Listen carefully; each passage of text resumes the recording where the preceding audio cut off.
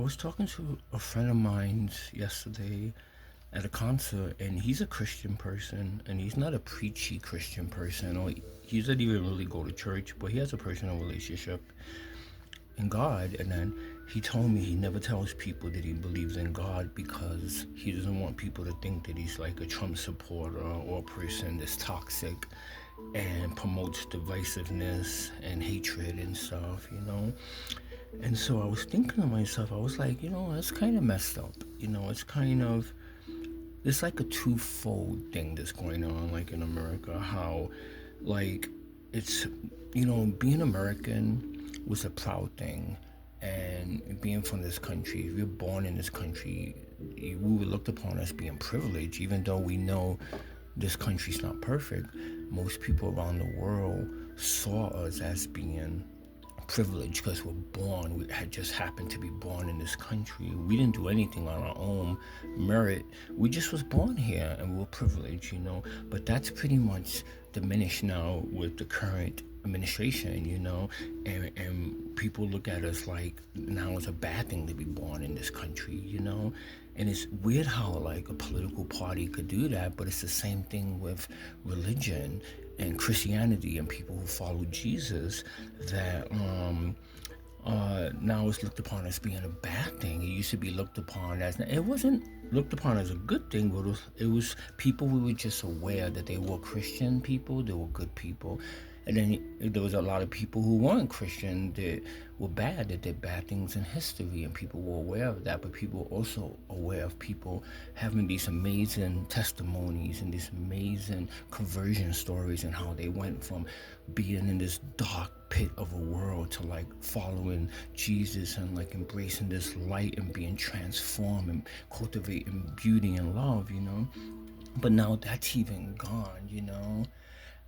It's not totally gone, but it's diminished to the point where it's unrecognizable now, and it's kind of a sad thing. But I personally think that that's all part of a greater plan, and but this all has to do with love and has to do with acceptance and everything. And so people like that, what I want to say is people like that all of those, and I'm not getting into like prophecy or get into like biblical text or theology or divinity or so on and so forth, because people do that all the time online.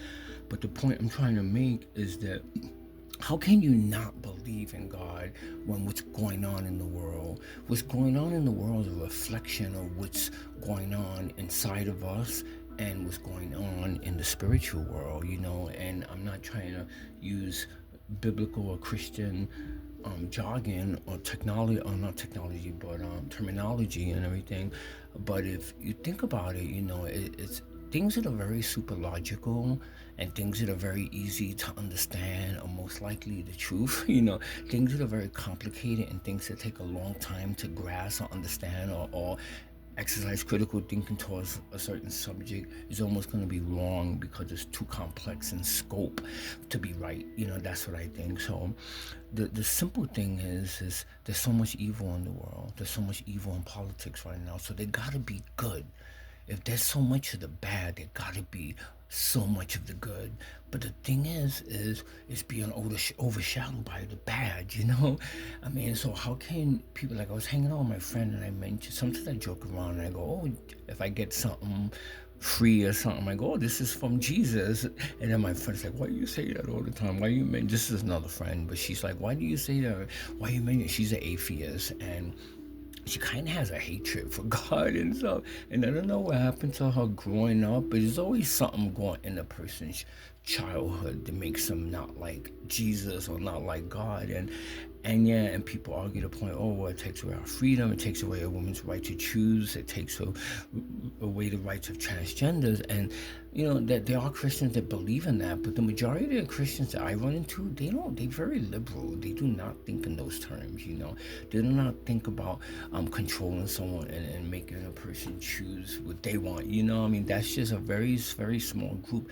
Unfortunately, that small group has a huge platform, and that platform is a platform that people easily recognize as Christianity today and everything. And that's not only unfair to us, the people who are the true Christians, but it's unfair to, you know, the people who are not Christians, who you want to reach and you want to tell them about love and everything, you know. But what I think is, I think that if you really want to, are you questioning, is there a God? Look at evil. You know, the reason why evil is allowed to exist, because people always use that argument, well, if there was a loving God, why is there so much evil? Doesn't that make very sense? Is it like a critical thinking moment right now to understand what does that's all about? So, you know, we have free will. You know, if you have a loving parent that gives you the right to choose what you want in your life, and even though you may choose bad things and those bad things may overshadow your life, the fact that you have the freedom to choose those things means that there's an omnipresence loving entity that's giving you the free right to choose what you want to do with your life. If you choose to do bad things, that's on you. That's not on the God or the person or the entity that gave you that free will, you know? And I could attest to that because I grew up in New York City. People, they think they know me in Colorado. People see me in the club and they see me dressed up, and people know that I'm extreme, and people know that I'm fashionable and I dance a lot. I'm into all these things, everything, but people don't know me. People don't know what I went through, how I grew up. I grew up in one of the worstest like neighborhoods in America. You know, my immediate neighborhood wasn't bad. It was like a middle class neighborhood, but the surrounding areas in which I grew up around, which I had to walk through when I went to school or when I went to hang out in another part of the town, city or something, were really horrible neighborhoods, you know, and everything. And so I experienced, not I experienced, but I experienced watching a lot of my friends die. I experienced like really bad stuff in New York, especially the 70s and 80s and 90s, early 90s. You know, a lot was going on and stuff, and I experienced so much, and I was confronted with the face of evil almost on a daily and everything. And you know, I never chose evil. You know, it was always presented to me on a silver platter to choose a lifestyle of evilness, and I chose not to. I was strong enough to believe in something higher and something better, you know, and I chose that. So it's a free will thing, you know, and then that's how I always knew that I was loved in some way, because I was like, wow, you know, I chose to be good, and now I'm reaping the benefit of goodness. Now, does bad things happen to good people? Yes, that's just part of the cosmic order of things in this world, in this universe, and everything. And we have to seek through it, you know, and everything. But when you choose a path of goodness, you know, it will manifest in your life. And then you say, well, how about those people who are born handicapped, and those people who are born with deformity, and those people? That's a direct result of the world, you know. So it's no fault of those people on, you know, being born with those disorders or being born with that affliction, but it's just a reflection of a broader pattern, a tapestry in the background, if you will, for lack of a better word, that formulated that existence of that person. So it's just the fallout. And some people say it's karma, it's because of the parents, or it's because they lived a past life and they did bad things, so they grew up in this world and they have this affliction, and which I don't believe in that. You know, I don't think that's, Jesus didn't talk about that, so I don't believe in karma. I believe in cause and effect, meaning if you do bad things will happen to you. More cause and effects than I don't believe in reincarnation. I really don't, you know, and everything. If you believe in that, that's fine and everything. But what I do believe in is very simple. And if you question and, you know, oh, you're talking about God, but how about these people who are Trump supporters, who believe in, you know, Trump, and believe in, you know, marginalizing migrants, and against women's right to choose what they want to do with their body, and against transgender, and against gay marriages? How about those people? How can you associate with a group? Those people, in a nutshell, and put it very simply and simplistic for people to understand, are not followers of Jesus. Because the first testament of follower, being a follower of Jesus, matter of fact, you don't even have to be a Christian to follow Jesus. You know, people think, oh, you got to be converted and be baptized and belong to a church, then you're a Christian, and you confess that you're a Christian, then you're a follower of Jesus. No. Jesus said it very simple and very clearly. He goes, I'm the truth, the way, and the light, you know. So that's really an existence, that's an essence, that's not really pertaining to one particular person or a character, or even being attributed to the Son of God. That just means a way of being. So if you want to follow God, you have to become Christ-like, which is to be like unto God, which is to be the truth, the way, and the light. So when you live that existence, then you are a true Christian. But it's reflective, it's coming out of you, and people are seeing it, and people are being recognizing it, and people see it in your eyes, and people see it in your demeanor, and people see it in how you treat them and everything. And that's what it really means to be Christian, to be Christ-like, to be as Christ is. And Christ was the truth, the way, the light. So when he said, I'm the truth, I'm the way, I'm the light, he wasn't saying, I'm God, come worship me. He was saying that if you want to follow God and you want to be one with God, you have to become like the truth, the way, and the light and stuff. So it's reflective of something inside of you. You don't have to uphold the mantle of the terminology of Christianity to be a Christian. So you could be an atheist, and if you're walking around and you have the truth, the way, and the life in you, then you are a Christian. Then you are Christ-like. It is that simple.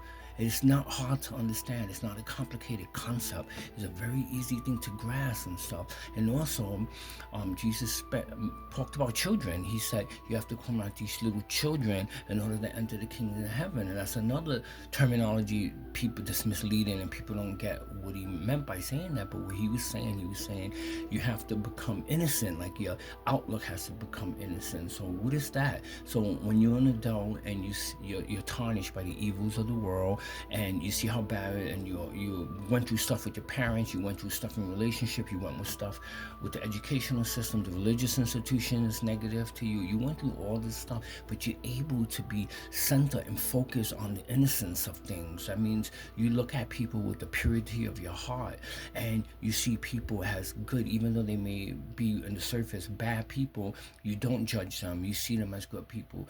And just like a child will see a person, a clearly evil person, they won't look at them and go, oh, you're evil.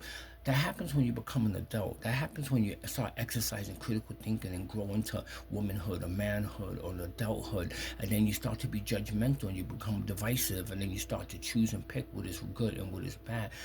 Focus based on your interpretation of what is good and what is right, and so you become like an awareness. You have this awareness of evil, and you have this, just this concept of it and everything. But that's pretty much when you lose your innocence as a child, and you become an adult, you become judgmental, you become separate.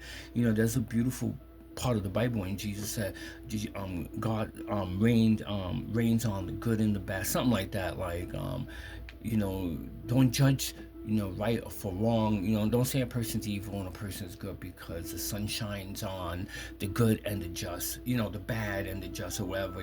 That's a beautiful part of the Bible, because that clearly illustrates what I'm saying. Like the sun shines on the good and the bad as well. It doesn't judge. The sun doesn't say, well, I'm just going to shine on the good, and I'm going to give clouds to the bad. It shines on the good and the bad. Now, where the badness is coming from, it's coming from our individual choices we make.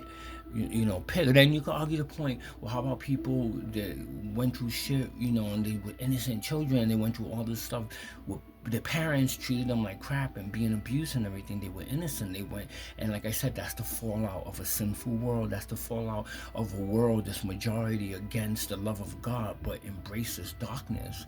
And then we get into the whole demonic possession thing, because that's something I never really believed in, because I grew up Catholic, and then I grew up, being afraid of demons and being afraid of Satan, and for a long time I got away from that. But now, as I've been getting older, especially now with the current things that are going on in politics, I'm starting to believe that demonic things do exist, but it's not like demons, tempting people to be demonic, and it's not Satan that's governing those demonic entities and sending them out in groups of, to possess people. I believe that that's just this collective, hatred and this anger, this in the hearts of people, and it's being orchestrated by leaders in politics right now.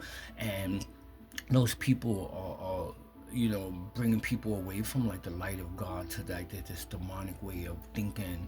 And that's, racism, bigotry, and all that shit is a result of that way of thinking. That is kind of the precursor, and then the end result is racism and hatred and everything. And so I see it as the demonic possession, because demonic possession just means being possessed by a certain thought, or being possessed by a philosophical way of being, that is void of any critical thinking and everything. And so that's what I believe. So it's more scientific. I think demonic possession is more scientific than it is spiritual and everything. I don't believe that there's a spiritual warfare, and that we are that would be scary to think about, that we are victim to the spiritual warfare. I don't believe that. I believe in that we choose what we want to do, because there's something in the back of our mind is telling us that something's not right, that something's not good, that we have to make better decisions, and we have to choose. Do we want to be on the path of love, or do we want to be on the path of hatred? And people choose hatred because to them they are brainwashed to the point where they think there's this collective entity behind it that embraces them, that it accepts them into the fold. And that's what people want, because people come from broken families, and people come from fragmented, realities and stuff. And when they feel bonded by other people, they don't care if it's based on hatred. They don't care is the precursor to that being belong to that group is hatred. They don't see that. They just see it as being embraced and being loved, because that's not what they got from their parents. That's not what they got from the educational system or the religious institution in which they grew up in. So they embrace hatred. They choose it, and they don't exercise critical thinking and think that there's a viable option other than that, which is love, which is Jesus in a lot of respects, and so which is the truth, the way, the light. They do not think that's even a viable option, so they choose and opt for evil and darkness. And that's what's going on in the world. So now those people have a megaphone, and they have a platform, and they spilling out toxicity across the world and everything, and people seeing that and saying that's reflective of Jesus, that's reflective of God. And it's actually not. Those people choose to be bad. Those people choose to be vindictive. Those people choose to marginalize, disenfranchise people. It has nothing to do with God. It has nothing to do with God being this great God but not helping people and letting people fall into darkness. No, the light is there. There's just too much people choosing the darkness.